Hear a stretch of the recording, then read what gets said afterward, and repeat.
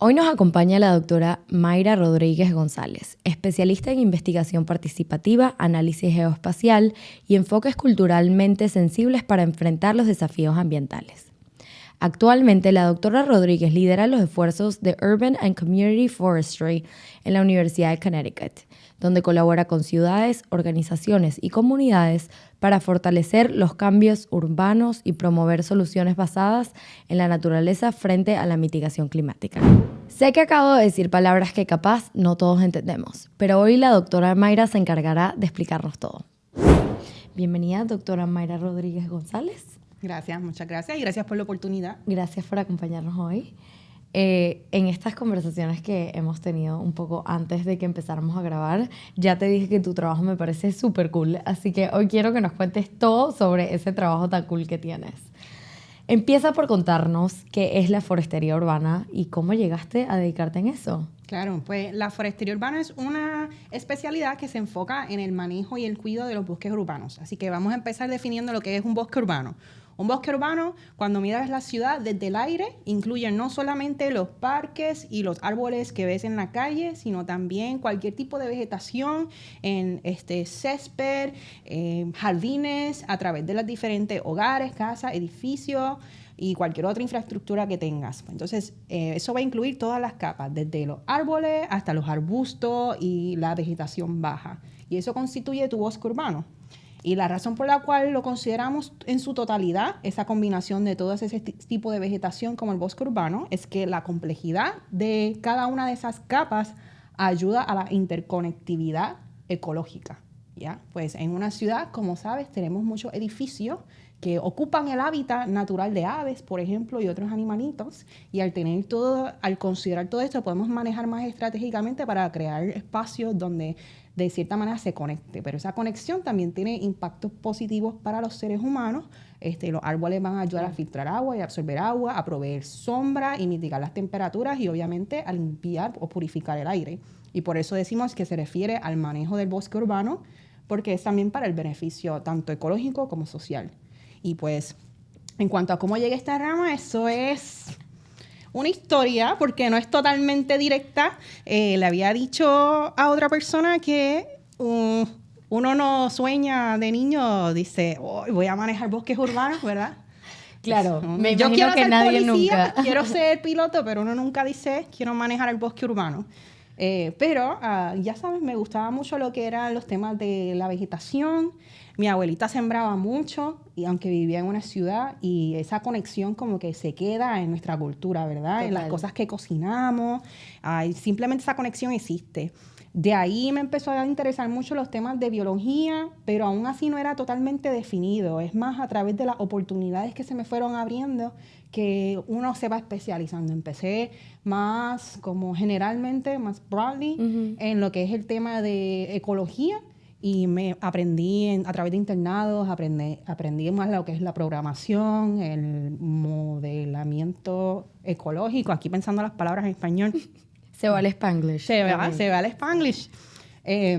Pero de ahí cuando entré a la escuela graduada, para mí fue muy increíble ver la diferencia en cómo se manejaban los ecosistemas aquí en Estados Unidos versus en Puerto Rico y en Latinoamérica. Yo pienso que en muchas de nuestras naciones estamos muy acostumbrados a que el manejo ecológico ocurre a nivel de la comunidad, porque pues muchas veces esa relación con el gobierno o ese rol que el gobierno tiene no es tan activo a veces en lo que es el manejo ecológico.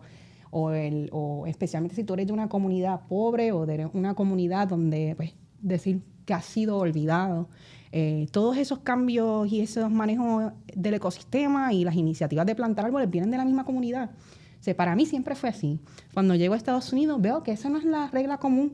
Y para mí fue muy sorprendente eso, y por eso me interesó mucho lo que eran las ciencias sociales con relación a los manejos de ecosistemas, porque pensé que eso era una herramienta muy buena de la cual podíamos aprender para poder manejar con la comunidad, entender cuáles son sus perspectivas, qué es las prioridades que ellos tienen, o por qué no están interesados, por ejemplo, en el manejo, o sí, por qué, cuáles son las prioridades, etcétera.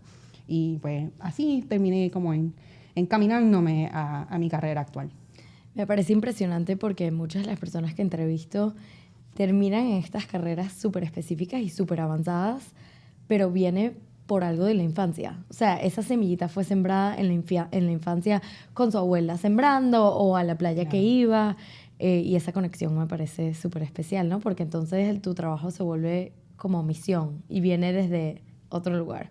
Y en cierta parte, creo, me han dicho, ¿no? Creo que eso es un dilema para muchos que terminamos en ese tipo de, bien en un niche, en una especialidad muy específica, así, porque la ciencia por naturaleza es objetiva.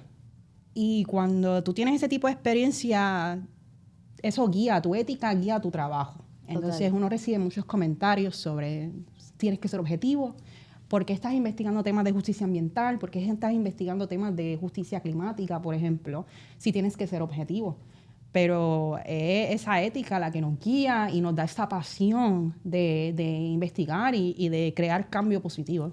¿Y cómo has podido tú manejar esa objetividad también con toda la parte emocional que carga? O sea, la parte emocional te ayuda a tu ética a decir como no, esto es así, así, pero me imagino que en muchos momentos has tenido que ser objetivo también. Entonces, ¿cómo balanceas eso? Pues, por un lado, al final científico, ¿no? Los datos. Incluso cuando defiendo el argumento de que esto es un tema que hay que investigar, es con los datos, ¿no? Y con los métodos que existen. Ya, o sea, las ciencias sociales y las ciencias ecológicas son ramas que han existido por mucho tiempo y hay personas, yo siempre he pensado que nadie es tan inteligente que se le ocurre una idea nueva, ¿no? Alguien ya hizo eso, de tal vez en una variación diferente, ¿no? Pero eso te sirve de ejemplo para tú poder apoyar tu argumento de lo que intentas hacer. Cuando llegas, yo sí he pensado que a veces me encuentro en una posición con el trabajo que hago que digo, tal vez esto necesite una persona que se especialice en social work o alguien que tenga más experiencia como lidiar, porque uno termina en unas circunstancias que, Claro. o escuchando circunstancias que son muy difíciles, que la comunidad misma ha vivido, y yo no siento que yo tengo esa, como, ni la imparcialidad ni la experiencia para poder, y te llega. Y pues realmente teniendo claro de que uno está tratando de hacer cambio, pero uno no lo puede hacer todo. Y tienes que buscar personas que tengan esa experiencia y esa especialidad para poder hacer, como te digo, cambio más grande, con más impacto y que lo hagas responsablemente. Y como dices, hoy en día todo se puede medir y hay data para todo. Entonces, que las decisiones vengan de eso, Claro, me imagino que es mucho claro. más fácil. Regresándonos a la forestería urbana.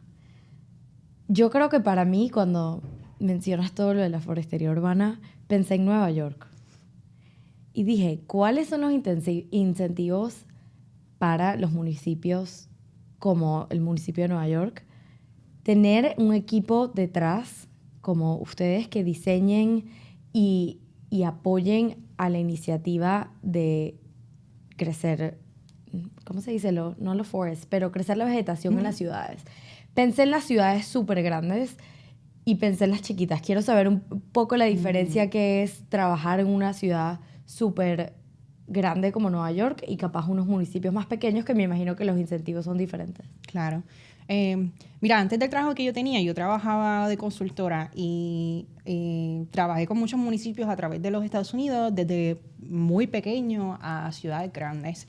Y de las ciudades grandes, en cuanto a incentivos, la idea siempre es mejorar la ciudad, como dice, crear una ciudad más inteligente, más verde, porque entienden que esos son factores importantes para la resiliencia de tu ciudad. Si tu sistema colapsa, ¿verdad? Ya que hablando de lo que es el concepto de system thinking, si tu sistema colapsa porque llegó una tormenta y no tienes manera de absorber ese shock y de como bounce back, de volver a levantarse tu ciudad, tienes un problema. Entonces, la mayoría, el incentivo para las ciudades grandes es esa resiliencia.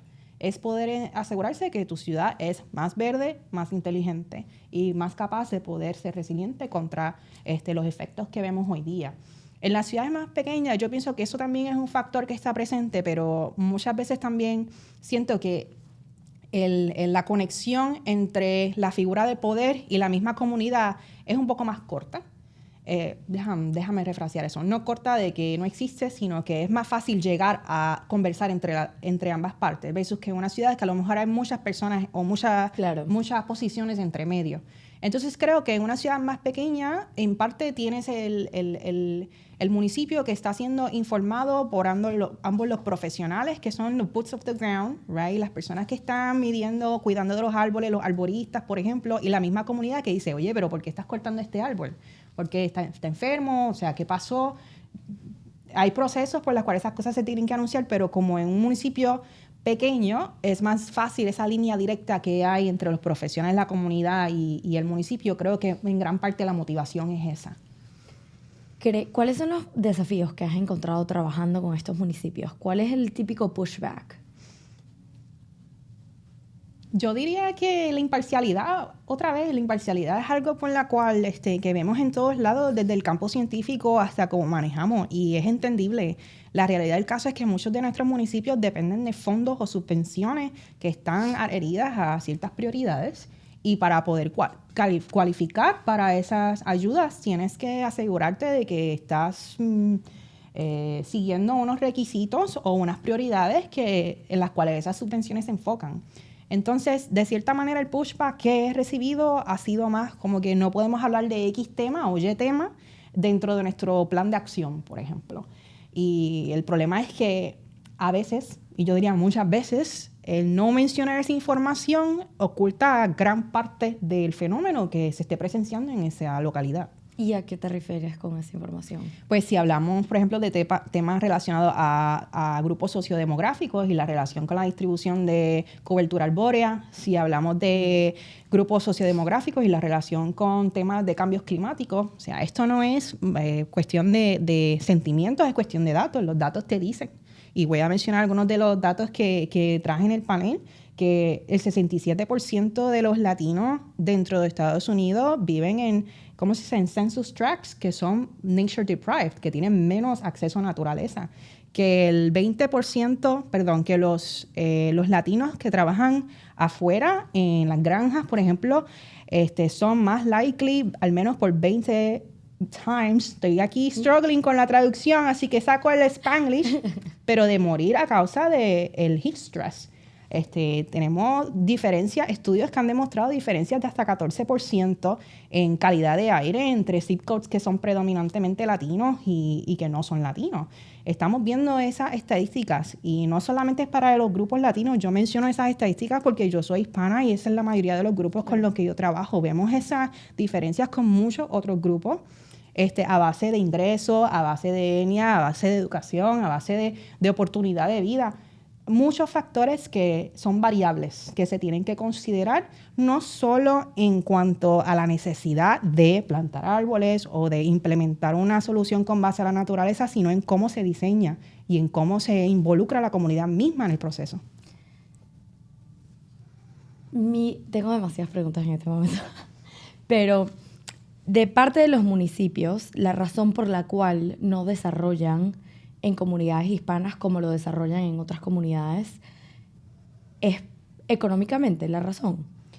Bueno, la economía es una de las variables más que mejor predice. Así que, por ejemplo, yo soy de Connecticut, yo resido actualmente en Connecticut, y Connecticut tiene el ranking, entre los rankings, presenta 5 de las peores inequidades en cuanto a cobertura de arbórea con relación a ingresos específicamente. Su ingreso realmente es una variable que a través de cualquier sitio, independientemente, es predictora.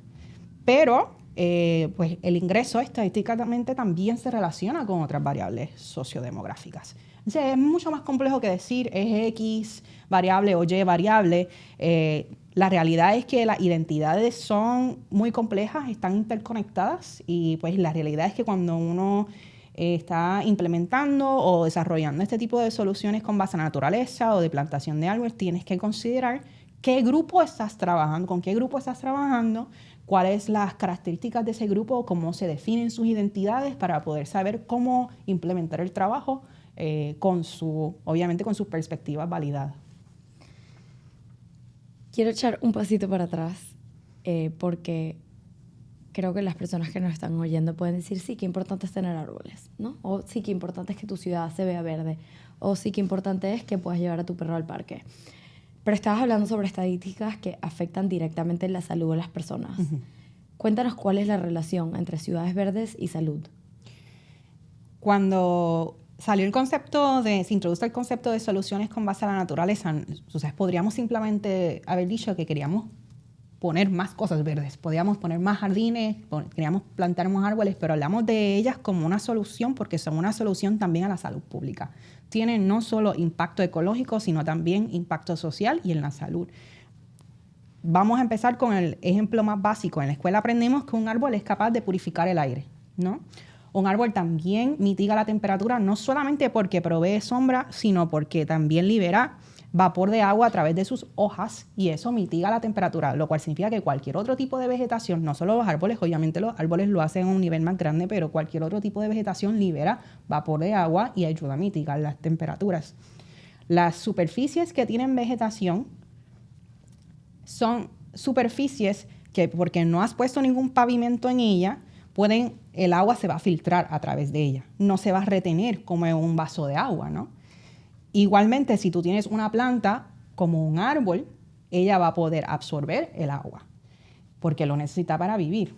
Entonces, ahí ya te doy 3 ejemplos. Si un árbol es capaz de mitigar la contaminación de aire, vas a respirar aire más limpio. Si tú vives en una comunidad bajo ingreso, estadísticamente muchas veces también hay mayores niveles de asma y peor acceso a ayuda médica. Uh-huh. Entonces, estarías también disminuyendo el riesgo que tienes a esa exposición de contaminantes. Ya, esa es una. Si hablamos de lo que es la mitigación de temperatura y estás en una comunidad con personas que trabajan el día a día afuera, o tal vez ni eso. Si estás en una comunidad que es bajo ingreso y que tal vez el modo principal de transporte es la transportación pública, significa que tú pasas. Yo diría, yo me movía por bus al mínimo 30 minutos parado en un punto donde el bus se va a recoger, donde muchas veces no hay ni un shelter, ni un árbol. Uh-huh. Significa que tú estás más expuesto a la calor extrema. ¿Ya? Y cuando hablamos de absorber el agua, te voy a dar un ejemplo de mi Puerto Rico. Yo trabajaba en una comunidad donde eso era una comunidad que históricamente se formó porque cuando Puerto Rico pasó de ser propiedad de España a propiedad de Estados Unidos, poco a poco la economía cambió de agraria a manufacturera. Significa que muchas de nuestras fincas fueron abandonadas, muchas personas se intentaron mover más cerca de la capital y alrededor de la capital lo que había eran humedales. Y en ese tiempo obviamente no se entendía el rol ecológico que los humedales tenían, así que se rellenaban con basura o con lo que sea y se construía encima. Ese tipo de trato hacia los humedales no cambió por mucho tiempo y eso lo vemos en muchos otros lados. Lo cual significa que hay muchos contaminantes en el suelo. Cuando llueve, todo eso sube. Tú tienes niños que están jugando en marquesinas, en el patio de la casa, expuestos a contaminantes. Mira aquí en Estados Unidos igual, o sea, el nivel de contaminantes que puedes ver en las áreas de juego de los niños en la escuela. Es real. Exacto. ¿Cómo haces para que la gente entienda eso?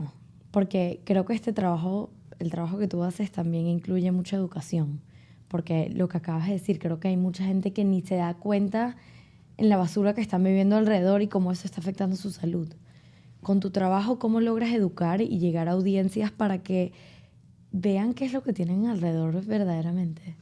Realmente conocer tu audiencia y sus prioridades. O sea, la respuesta varía a base de con quién me estoy comunicando. Si me estoy comunicando con un niño tal vez esté interesado en aprender tecnología y esa es la manera de hacerlos conectar. Tú puedes utilizar este medidor de calidad de aire, por ejemplo, para entender o documentar la calidad de aire en tu barrio o en tu comunidad. Y eso le enriquece el conocimiento, se emocionan por carreras potenciales que pueden persuadir, pero también el conocimiento de saber lo que está pasando en su comunidad los mueve, lo educa y les da información para poder apoyar sus argumentos en defensa de sus comunidades. Si tú hablas con miembros de familia o con miembros de la comunidad adulta, muchas veces es conectarlo a la situación que su familia actual vive. La realidad del caso es que si tú vives en una comunidad donde hay inseguridad de hogar, donde hay inseguridad económica, donde hay inseguridad de acceso a alimentos, plantar un árbol no va a ser una prioridad. Claro. Pero si tú tienes hijos y tu hijo tiene asma, la calidad de aire es una prioridad. conectar el trabajo que hacemos con las prioridades de las comunidades que se ven afectadas. Y las personas lo viven. Las personas, yo siempre, por mucho tiempo tuve un problema con la palabra educar porque yo sentía que yo no tenía que educar a nadie si las personas saben dónde hace calor, dónde se inunda, dónde la calidad de aire es mala y saben la realidad que tienen. Entonces, conectarlo a la realidad de su familia, ¿no?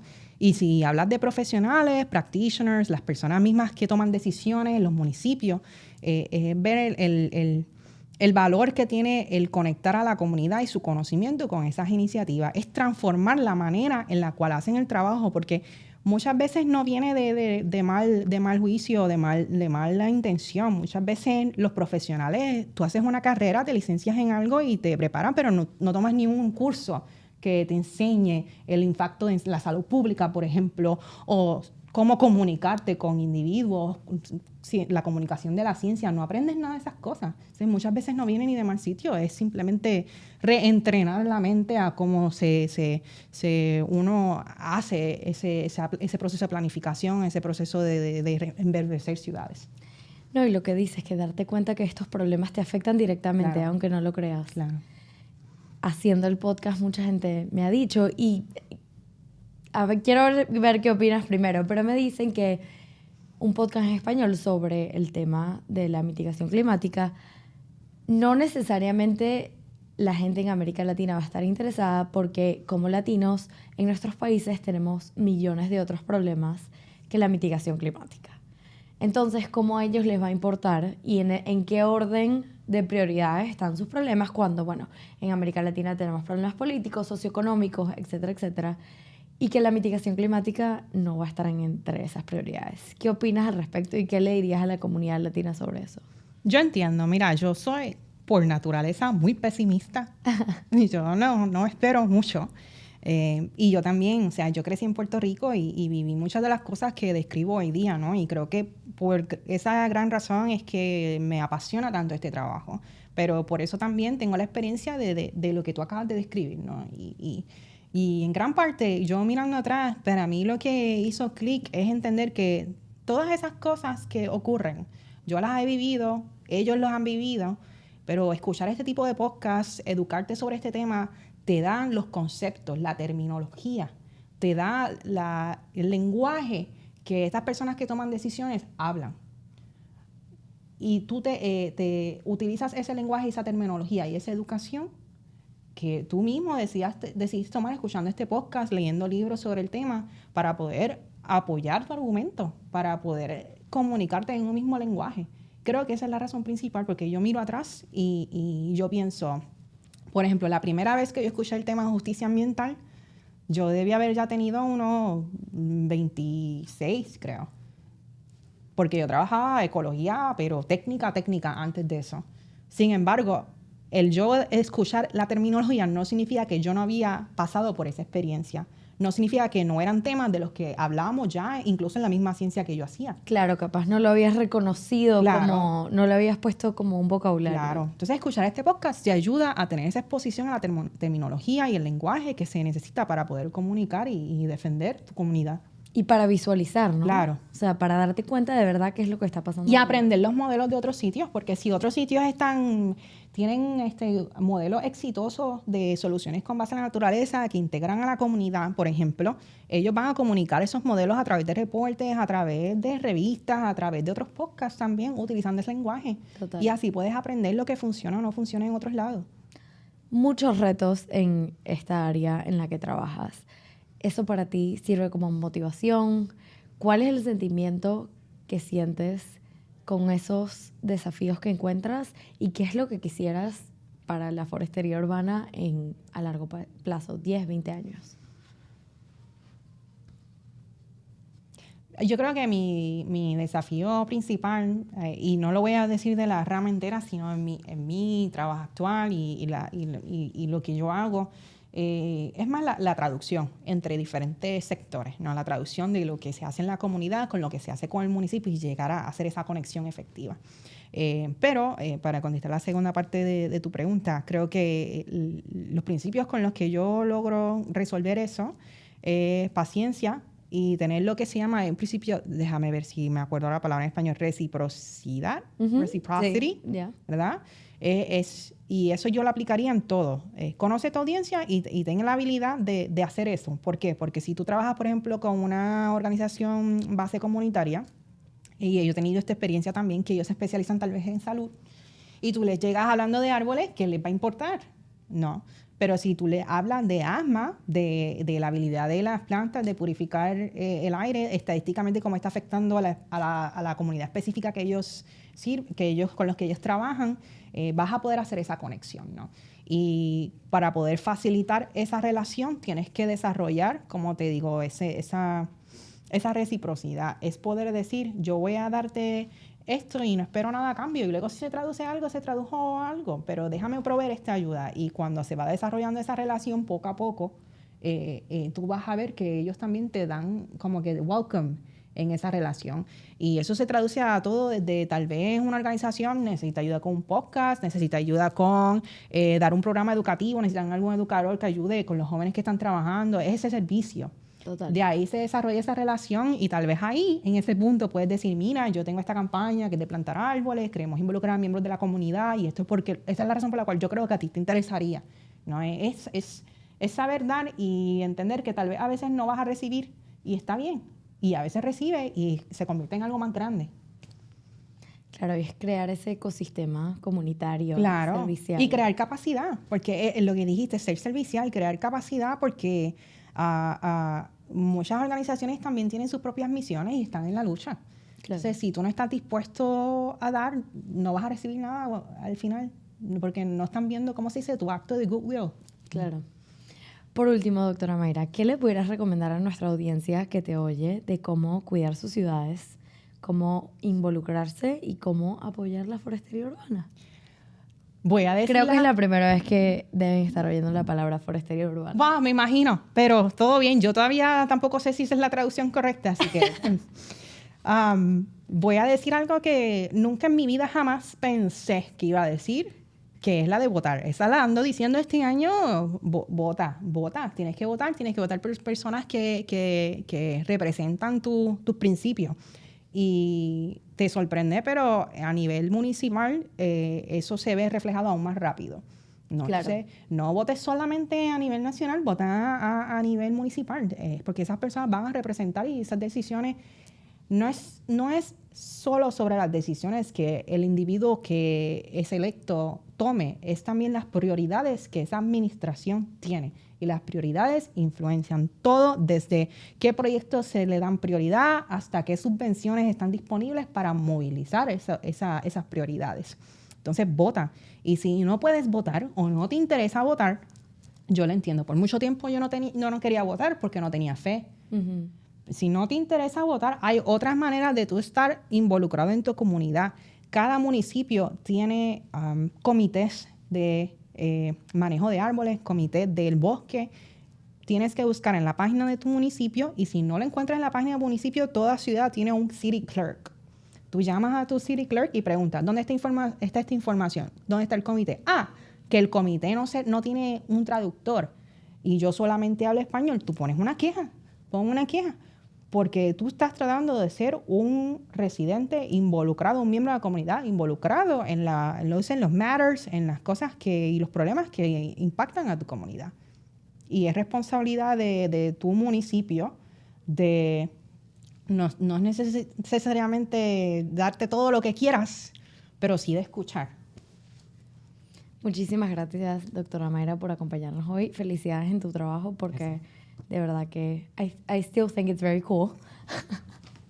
Y creo que nuestra audiencia va a opinar lo mismo. Gracias. Muchísimas gracias por la oportunidad. Gracias.